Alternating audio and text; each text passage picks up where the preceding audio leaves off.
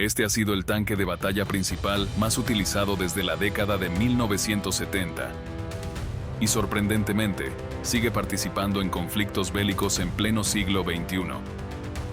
Incontables fotos muestran su torreta caída junto al casco quemado, haciendo que parezca que este tanque ya no tiene cabida en el campo de batalla moderno.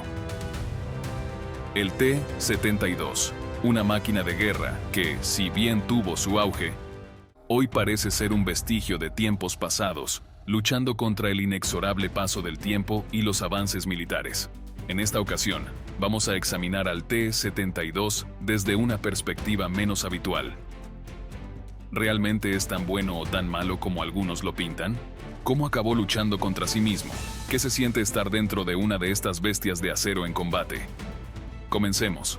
Durante la Guerra Fría, la Unión Soviética se encontró en una carrera armamentista con la OTAN, buscando contrarrestar el creciente poderío blindado de las fuerzas aliadas. En respuesta al desarrollo de nuevos y poderosos tanques como el M60 Patton y el Leopard 1, los soviéticos diseñaron tres modelos clave: el T-64, el T-72 y el T-80. Estos tanques, a pesar de sus diferencias, serían parte esencial de la estrategia militar soviética durante años. El T-80 fue el modelo más avanzado, recibiendo las mejores mejoras y la tecnología de punta, convirtiéndose en un monstruo de guerra en términos de capacidad y eficiencia. El T-64, por otro lado, aunque bien equipado, era más complejo y caro, y fue reservado para las unidades blindadas de élite, mientras que el T-72 fue diseñado para ser la opción más barata y sencilla, con la idea de producirlo en masa y distribuirlo rápidamente en todo el Ejército Rojo. El T-72, nacido con la idea de ser un tanque accesible para todos, fue concebido bajo la premisa de que se podía construir en grandes cantidades y a bajo costo. Este tanque fue diseñado pensando en un ejército de conscriptos, con la intención de ser fácil de operar y permitiendo que las tripulaciones se familiarizaran rápidamente con él. Para reducir la tripulación y hacer el tanque más compacto, se incorporó el infame cargador automático, eliminando la necesidad de un cuarto miembro en la tripulación.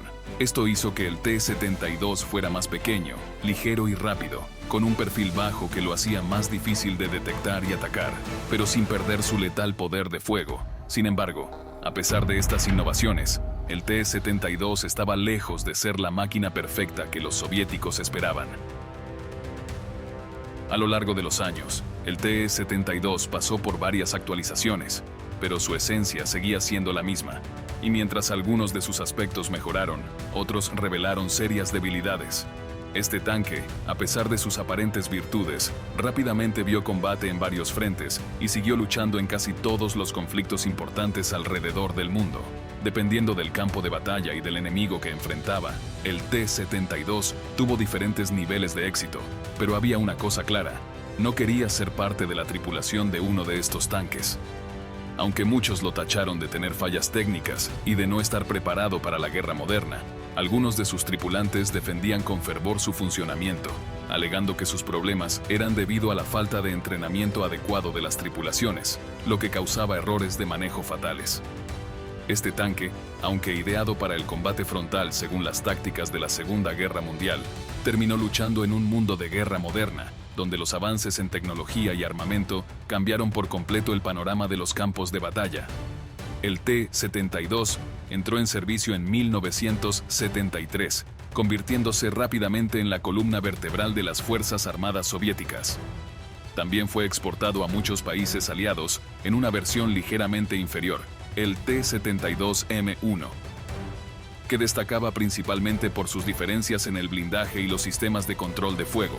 El T-72 fue utilizado por primera vez en combate durante la guerra Irán-Irak, donde cientos de estos tanques, suministrados por los soviéticos, lucharon en manos de los iraquíes contra tanques británicos Chieftain, estadounidenses M60 Patton y modelos más antiguos utilizados por Irán.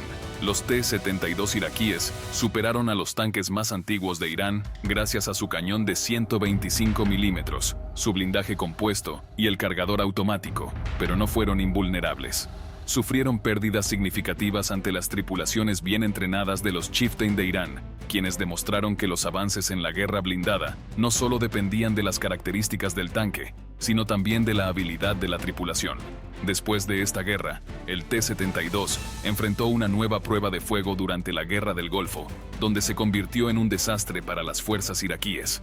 Todos conocemos la historia de la Operación Tormenta del Desierto, y cómo cientos de T-72 iraquíes fueron destruidos por los tanques Abrams estadounidenses sin que un solo Abrams fuera destruido por fuego enemigo. Fueron aniquilados en el desierto, a pesar de tener la ventaja en el terreno, pero esto fue producto de una serie de factores mucho más allá de las capacidades del propio tanque. La situación empeoró aún más cuando llegaron las guerras chechenas, donde la vulnerabilidad del T-72 se mostró de forma brutal en combates urbanos. Las columnas de tanques y vehículos blindados rusos fueron enviadas a atacar Grozny, la capital chechena, sin el apoyo adecuado de infantería, lo que les hizo caer en una trampa mortal. Las fuerzas chechenas, con su experiencia en guerra urbana, utilizaron tácticas de asesino-cazador para destrozar a los T-72 rusos que avanzaban por las calles de la ciudad. El RPG-7 se convirtió en el peor enemigo del T-72, causando daños devastadores cuando se disparaba a los puntos débiles del blindaje.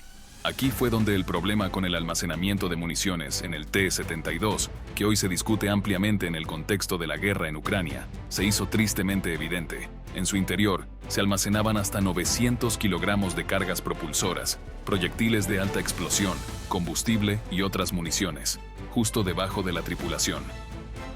Bastaba con una chispa en el lugar equivocado para provocar una explosión catastrófica que haría volar la torre del tanque por los aires. Las consecuencias para la tripulación eran fatales. Cientos de tanques y vehículos blindados rusos fueron destruidos en emboscadas bien ejecutadas, donde las armas antitanque portátiles se convirtieron en el peor enemigo del T-72. Así terminó la historia de un tanque que, a pesar de sus innovaciones, no logró adaptarse a los nuevos tiempos, convirtiéndose en un símbolo de la lucha por la supervivencia en un mundo de guerra que evolucionaba a una velocidad vertiginosa. Si te está gustando este video, asegúrate de suscribirte al canal para seguir recibiendo contenido exclusivo y actualizado.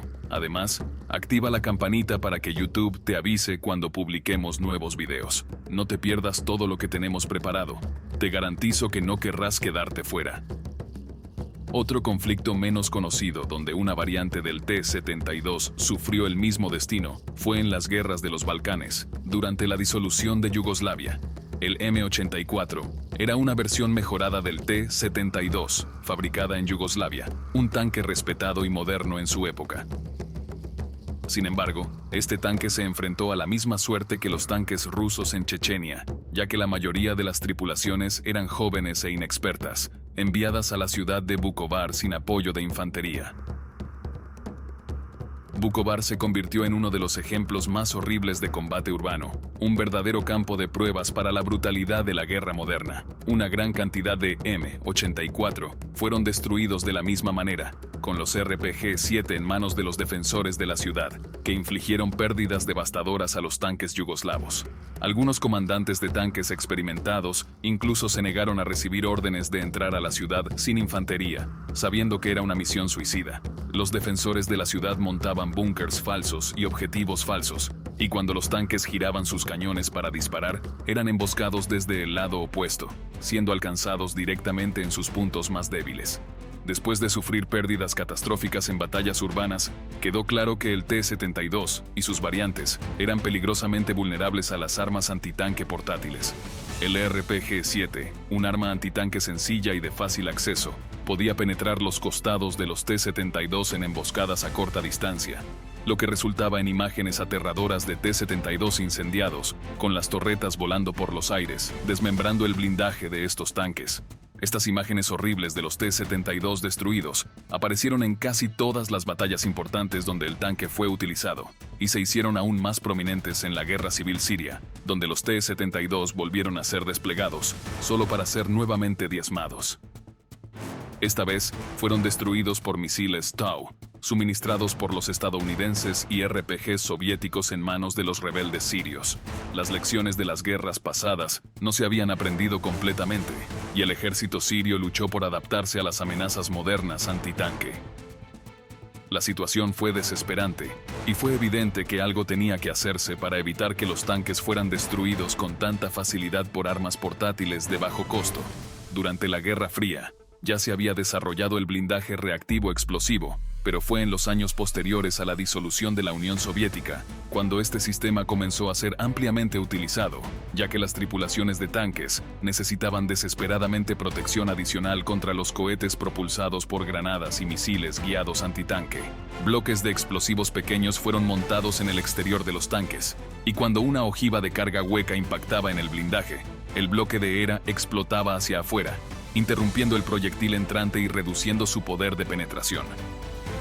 Los soviéticos comenzaron a equipar a los T-72 con diseños tempranos de ERA en la década de 1980, pero después de que conflictos como Chechenia e Irak expusieran el problema a gran escala, se introdujeron nuevas generaciones de ERA, como el Contact 5 y el Relict. Sin embargo, a medida que los tanques se adaptaban, también lo hacían las armas diseñadas para destruirlos.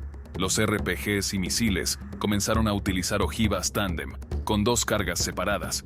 La primera detonaba el blindaje reactivo y la segunda penetraba el blindaje principal. En respuesta, se añadieron a los tanques jaulas de metal y blindaje de listones, especialmente sobre las torretas y las zonas del motor, con la intención de detonar prematuramente los RPGs antes de que pudieran impactar directamente en el blindaje principal del tanque, reduciendo su efectividad. Sin embargo, por mucho blindaje adicional que se soldara a un tanque, el campo de batalla en constante evolución siempre encontraba una manera de contrarrestarlo. A medida que ingresaban al servicio nuevas armas antitanque, los misiles de ataque superior, como el estadounidense Javelin y el sueco ENNW, sorteaban completamente los diseños tradicionales de blindaje. Estos misiles apuntaban al punto más débil del tanque, el blindaje delgado en la parte superior de la torreta. Ninguna cantidad de bloques explosivos reactivos o placas soldadas podía proteger completamente al tanque, especialmente a la familia T-72, debido a la forma en que se almacena la munición en su interior. Una explosión sobre el techo de la torreta, que es el punto más vulnerable de casi todos los tanques, podría detonar la munición interna o acabar con la tripulación sin siquiera necesitar penetrar el blindaje en sí. Por cierto, ¿sabías que el T-72 podía nadar? Una de las características más interesantes, y quizás más aterradoras, de este tanque era su capacidad para sumergirse. Utilizaba un sistema de snorkel para mantener el motor en marcha mientras cruzaba lechos de ríos. Las tripulaciones debían ser entrenadas especialmente para cruces fluviales, aprendiendo qué hacer si el tanque se detenía bajo el agua y cómo escapar. Se preparaban torretas especialmente diseñadas para ser inundadas y simular lo que sería una escapatoria real. Durante los ejercicios, ingenieros y buzos estaban de pie, listos por si un tanque se detenía y no salía a la superficie.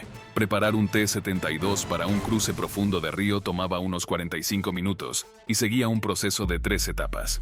Todo el equipo necesario para hacer que el tanque fuera impermeable y pudiera sumergirse se almacenaba en el mismo tanque. Aunque suena extraño, esta técnica resultó ser muy efectiva, aunque rara vez se usaba en combate. El impacto de las nuevas y avanzadas armas en la guerra de tanques se puede observar más claramente en el escenario bélico actual de Ucrania, donde la evolución del conflicto ha cambiado por completo la naturaleza del combate blindado. En este terreno desolado y cargado de incertidumbre, los tanques T-72 están luchando entre sí a gran escala. Una batalla épica que no solo involucra a las fuerzas rusas, sino también a las ucranianas, ambas con un arsenal limitado, pero con una feroz determinación. Ambas partes, buscando superar al enemigo en un campo de batalla cada vez más peligroso y mortal, han recurrido a versiones modernizadas de este antiguo pero confiable tanque. Estas versiones mejoradas incorporan ópticas de última generación, sofisticados sistemas de control de fuego digital y blindaje más robusto, todo con la esperanza de obtener una ventaja decisiva. Sin embargo, a pesar de las mejoras que se han implementado, la cruda realidad del campo de batalla ha demostrado que las expectativas no siempre coinciden con los resultados. Ambos bandos, en su desesperada lucha, han sufrido enormes y devastadoras pérdidas de tanques, lo que demuestra que, en la guerra moderna, las innovaciones tecnológicas no siempre aseguran la supervivencia. El conflicto en Ucrania ha revelado una verdad incómoda.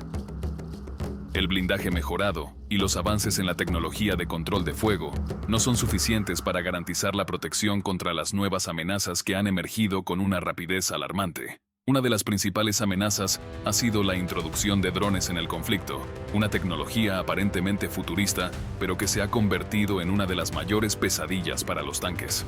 Los drones, que antes parecían una solución ideal para tareas de reconocimiento y vigilancia, han demostrado ser mortales, capaces de entregar cargas huecas y ojivas RPG directamente en los puntos más vulnerables del blindaje de los tanques. Estos pequeños pero letales vehículos aéreos, no tripulados, han atacado con precisión quirúrgica, eludiendo los sistemas de blindaje más comunes, como el blindaje reactivo explosivo y las jaulas metálicas que tanto los tanques ucranianos como los rusos emplean para protegerse. La sofisticación de los drones FPV kamikazes, utilizados tanto por las fuerzas rebeldes como por los combatientes ucranianos, ha incrementado la desesperación de las tripulaciones. Estos drones pueden volar a baja altura, lo que les permite eludir fácilmente las defensas y atacar directamente los puntos débiles de los vehículos blindados. El campo de batalla, una vez dominado por las grandes máquinas de guerra blindadas, ahora se ve desbordado por esta nueva amenaza aérea, que hace que incluso los tanques más modernizados no sean inmunes a la destrucción. En respuesta a esta amenaza creciente, tanto los ingenieros militares como los estrategas de ambos bandos han trabajado sin descanso para agregar bloqueadores y sistemas de interferencia diseñados para interrumpir las señales de los drones guiados por radio. Esta táctica, que parecía ser una solución viable, buscaba mitigar la efectividad de los ataques aéreos al interferir con las comunicaciones de los drones. Sin embargo, el campo de batalla es un lugar impredecible, y rápidamente surgieron nuevas soluciones para contrarrestar estos bloqueos. Los drones guiados por óptica, capaces de evitar completamente las defensas electrónicas de los tanques, se introdujeron, lo que dejó a las tripulaciones de los tanques aún más vulnerables. Esta nueva clase de drones no dependía de señales de radio, lo que les permitió eludir las medidas defensivas y continuar atacando con letalidad renovada. Ante esta amenaza cada vez mayor, los tanques comenzaron a ser cubiertos con capas adicionales de protección, como una suerte de blindaje sobre blindaje, con jaulas metálicas, placas blindadas y blindaje reactivo adicional. Todo ello en un intento desesperado por detener estos ataques implacables que, a pesar de los esfuerzos, continúan desbordando las capacidades defensivas tradicionales. A pesar de los esfuerzos por reforzar la defensa de los tanques, no existe una forma definitiva de protegerlos completamente. Esto afecta tanto a los T-72 como a tanques modernos de la OTAN, como el Leopard 2, el Abrams y el Challenger 2, que también enfrentan amenazas que superan las capacidades de su blindaje. Las tecnologías de guerra avanzan rápidamente, dejando a los tanques vulnerables. El T-72, diseñado hace más de 50 años, sigue siendo clave en el campo de batalla, aunque su efectividad se ve limitada por los avances tecnológicos. A pesar de las mejoras, los tanques continúan siendo susceptibles a ataques letales, lo que hace que el trabajo de sus tripulantes sea cada vez más peligroso.